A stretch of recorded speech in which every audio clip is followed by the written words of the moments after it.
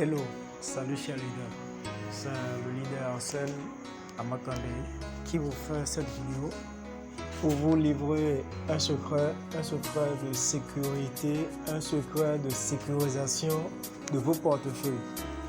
Si vous n'avez pas encore sécurisé votre portefeuille ou si vous avez sécurisé les premiers niveaux de sécurité, de sécurisation, si vous les aviez effectués, il faut noter que cela n'est pas suffisant. Que vous ayez fait les premiers niveaux de sécurisation ou que vous ne l'ayez pas fait, le contenu de cette vidéo que je fais vous est dédié. Ce contenu est pour vous.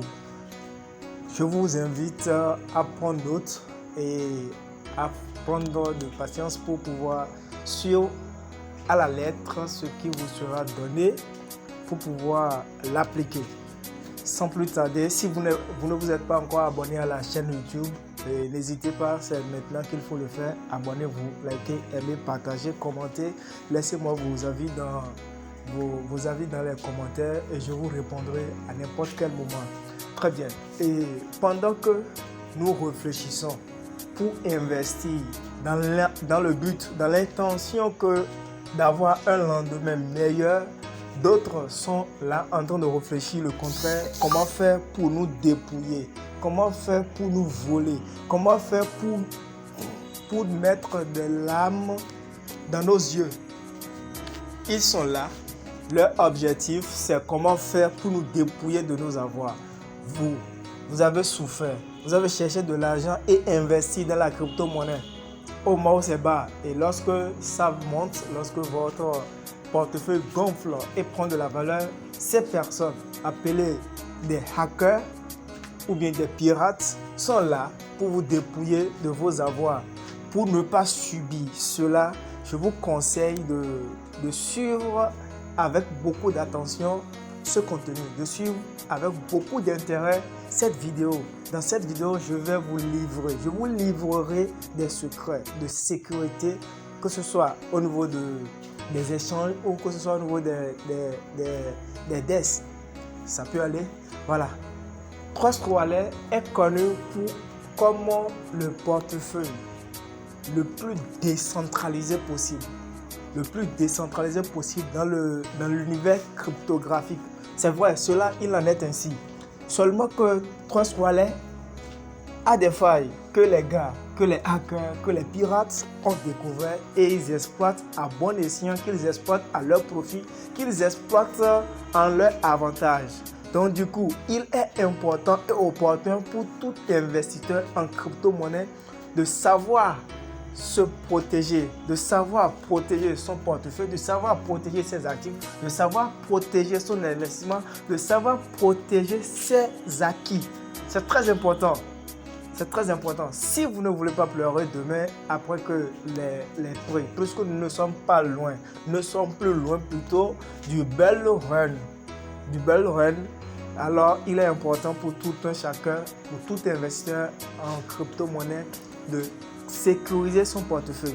Alors comment faire? Si premièrement, il faut savoir que au niveau les premiers niveaux de sécurité, la première des choses, c'est toujours désactiver votre navigateur d'apps. Désactiver son navigateur d'apps. Quand vous allez dans les paramètres, vous allez au niveau de préférences. Vous allez voir comme le navigateur d'apps de mon portefeuille actuellement est activé. Donc je vais juste dans le navigateur d'apps et je vais pour désactiver. Pourquoi est-ce qu'il faut désactiver son navigateur d'apps? C'est parce que lorsque vous allez sur les extensions de navigateur de Trust Wallet, par exemple PancakeSwap, lorsque vous allez sur PancakeSwap, vous allez sur le site, vous accordez ou bien vous amenez vos 12 mots-clés sur le site. Vous amenez vos 12 mots-clés sur le site. Et du coup, le site, ou bien tous ceux qui vont se connecter au site, le propriétaire du site a accès à votre portefeuille. Il a accès à votre portefeuille. Donc, ce propriétaire-là, ce site-là peut suivre votre portefeuille jusqu'à ce que lorsque ce sera gonflé et pas méga, il voit que bon, là où ça est là, il peut vous choper, il peut vider à tout moment.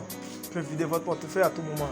Donc, du coup, il est important de désactiver le navigateur. Vous allez sur le navigateur, vous allez voir c'est activé. Vous désactivez simplement, vous allez voir que le navigateur va disparaître.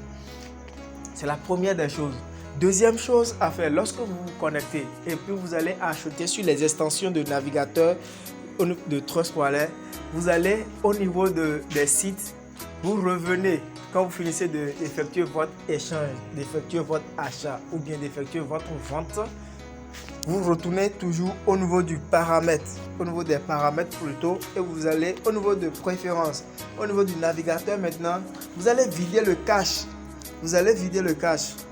Donc, préférence, navigateur, et puis vous allez maintenant vider le cache. Ça, c'est effacer l'historique. Lorsque vous effacez l'historique, vous avez effacé en quelque sorte votre présence sur le site. Votre, comment dirais-je, le temps que vous avez passé sur le site, vous avez effacé cela pour empêcher à ce qu'on ait accès à votre portefeuille.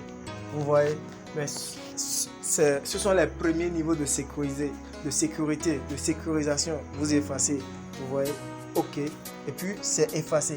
Une fois que vous effacez l'historique, maintenant, vous allez désactiver votre navigateur d'apps. Souvenez-vous de toujours le faire, Et après ce geste de sécurisation, il y a encore un autre niveau. C'est le niveau de code PIN. Vous pouvez définir un code PIN. Un code PIN pour avoir accès à votre portefeuille. Et ce code PIN là va non seulement permettre à ce qu'on ait accès à votre portefeuille, mais aussi ce code PIN va jouer le rôle de confirmation de toute transaction. Lorsque une transaction veut être faite sur Trustwallet et vous voulez confirmer, il y a une confirmation. Et pour confirmer, il faudrait que ce code PIN là apparaisse. Et lorsque vous utilisez le code PIN, ça permet de confirmer toute transaction. Donc celui qui n'a pas votre code PIN ne peut pas, en principe, en théorie, ne peut pas faire de transaction plutôt sur votre portefeuille. Ne peut pas faire de transaction dans votre portefeuille. Mais c'est faux. Dans la pratique, ce n'est pas réel. Puisque le code PIN n'est pas aussi important. Ce n'est pas aussi important puisque lorsque vous désinstallez Trustwallet et que vous voulez récupérer votre portefeuille, il vous suffit juste d'insérer les 12 mots-clés et le portefeuille est restauré. Vous pouvez mettre un autre code PIN sans problème et ça va marcher, ça va fonctionner. Donc le problème de code PIN de confirmation de transaction, c'est juste en théorie, mais ce sont les premiers niveaux de sécurité qu'il est important que chaque investisseur, chaque crypto-investisseur connaisse et maîtrise. À l'exception de cela, à l'exception de ces premiers niveaux de sécurisation de votre portefeuille, il faut savoir que cela n'est pas suffisant. Ce n'est pas suffisant pour protéger vos actifs. Je le répète, ces premiers niveaux de sécurisation, ces premiers niveaux de sécurité ne suffisent pas pour sécuriser réellement votre portefeuille dans la pratique. Je m'explique. Lorsque vous allez toujours sur les sites pour effectuer vos achats, vous connectez vos 12 mots-clés à ces sites-là. Donc, même après avoir effacé l'historique, le site a les 12 mots-clés. Même après avoir désactivé les 12 mots-clés, on peut encore vous pirater, votre portefeuille. Donc, qu'est-ce qu'il faut faire? Il faut alors essayer ou bien mettre en place le niveau supérieur de sécurisation. Lorsque vous allez dans le navigateur d'apps et on est là, on vient là, navigateur d'apps, et puis vous tapez www.hallowins. On est là, www.com. C'est 3W sur Hallowins.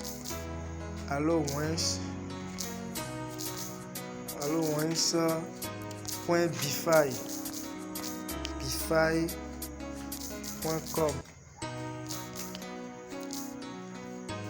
Quand vous lancez le site, ça vous permet de voir les personnes, les adresses qui suivent en quelque sorte votre portefeuille. Allons sur PancakeSwap. Nous allons sur PancakeSwap par exemple pour avoir accès au navigateur d'apps. Nous sommes sur PancakeSwap. ce que j'étais en train d'expliquer, vous allez voir. Quand vous allez sur PancakeSwap, ça vous demande de connecter votre portefeuille. De connecter votre portefeuille au site. Vous voyez, c'est ça qui est là. Connect. Donc, quand je clique sur Connect, vous allez voir. Je choisis Trust Wallet. Et puis, le portefeuille est connecté. Une fois que le portefeuille est connecté au site, cela veut dire que le site a accès à mes 12 mots-clés. Voilà déjà même que ça présente. Donc, je connecte. Connecté. Vous voyez, le site a accès à mes 12 mots-clés. Le site a accès aux 12 mots-clés de votre portefeuille.